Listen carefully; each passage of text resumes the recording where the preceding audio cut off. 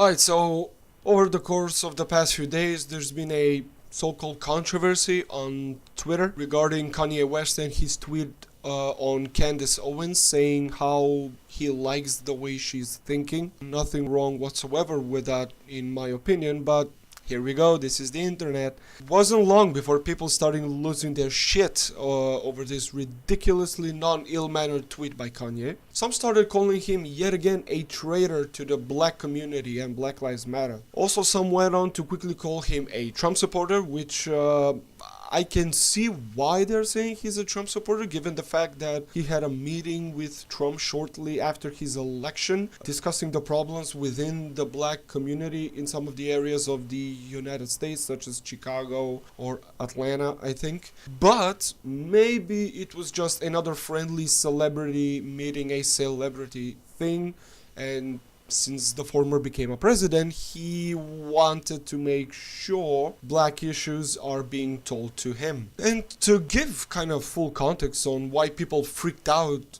a bit by his tweet is because of who Candace Owens is. For those of you that maybe have not heard of this particular person, she goes by the alias Red Pill Black on the internet, sharing or in a lack of better words, teaching not just black people, or also giving her commentary on certain political mishaps. But she's also teaching, yes, teaching, not just black people, but also all the leftists that may find themselves watching or listening to her another point of view in times where there is this sort of victimhood mentality being indoctrinated to adolescents and young teenagers by high school and college professors that are basically saying black people are being oppressed still nowadays, and all of these different ideas, how there is a white patriarchy in power,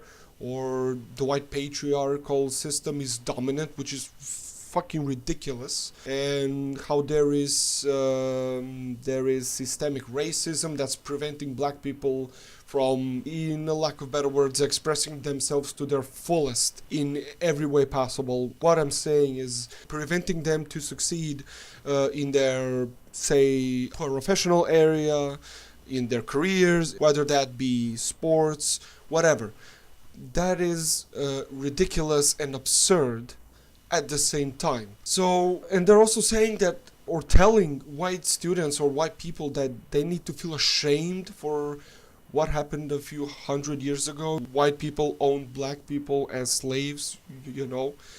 I don't know when this will, or when this when this period will come when this is forgotten and people are actually focusing their mind towards the future, you know, working their best or trying and giving their best in order to leave a better future for the coming generation. This sort of backwards mentality in which modern leftists live in nowadays is so devastating, not just to them as a group and in their political pursuits, but also it's devastating to society as a whole. Like I feel like there is this boundary that is being set by these left-wing activists.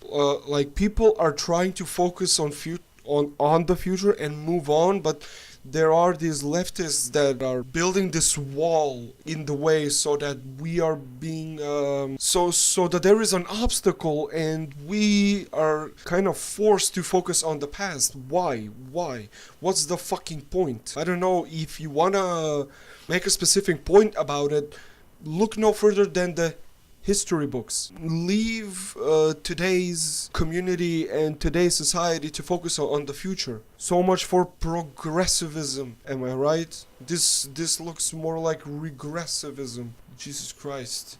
And within all of these talks online and debates, so along steps Candace Owens, aka Red Pill Black, and says, hey guys, listen, you're not victims, you are not oppressed, you are being indoctrinated to believe that you're enslaved to the white race. Cheer up, in short. Obviously, since she's not following the ideas and the platform established by the leftists, she's ridiculed, demonized, like Kanye, for example, for daring and/ or speaking differently than others. Diversity? Fuck no. Only when it suits their political goals and their political agendas. Which brings me to this article that I found on thevulture.com that says Kanye West professes love for Trump, defends conservative pundit in new interview, which starts off by saying, over the weekend Kanye West stoked the outrage fires yet again with more philosophic Twitter musings, this time including vague support for conservative, anti-Black Lives Matter commentator Candace Owens and the way she thinks. No harm done, no foul play. Moving on. His tweet sparked a tense phone call between Kanye and Hot 97 host Ebro Darden, which the DJ recapped Monday morning. According to Darden, Kanye said he intended to contextualize his Owens tweet and wanted to have an open dialogue, which is something that in the past leftists were the one who were pushing for, that they want to have an open dialogue. Nowadays it's the right-wing sort of libertarian side that is pushing to have an open dialogue. You see how the narrative has shifted. The authoritarian right became the liberating right, and the liberating left became the authoritarian left. Interesting times to be alive, hey. But then decided, let me just take this hit right now and maybe people will understand when I put the music out.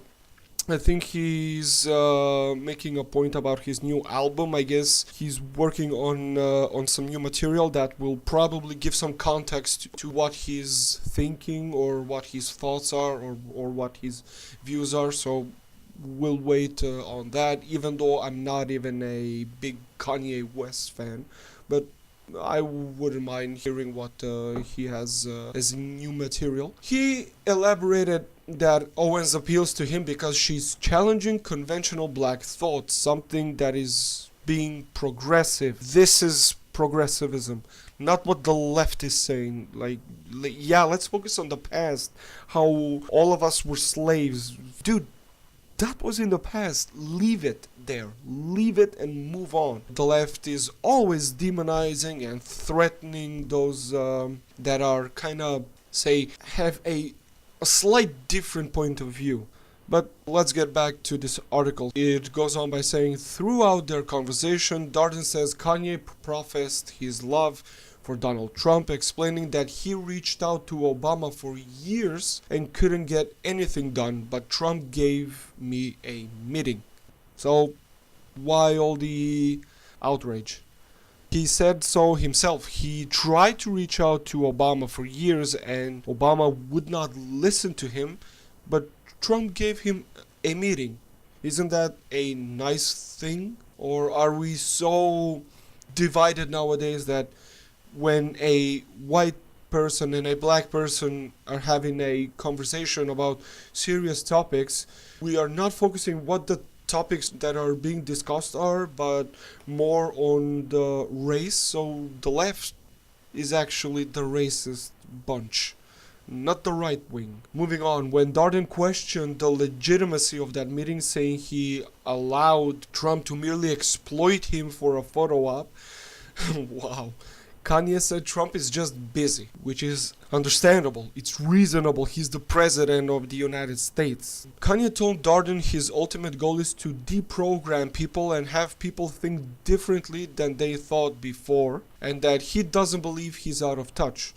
Alright, so that's what Kanye thinks he's doing. Maybe he is doing exactly that. So I guess he's making a solid point here.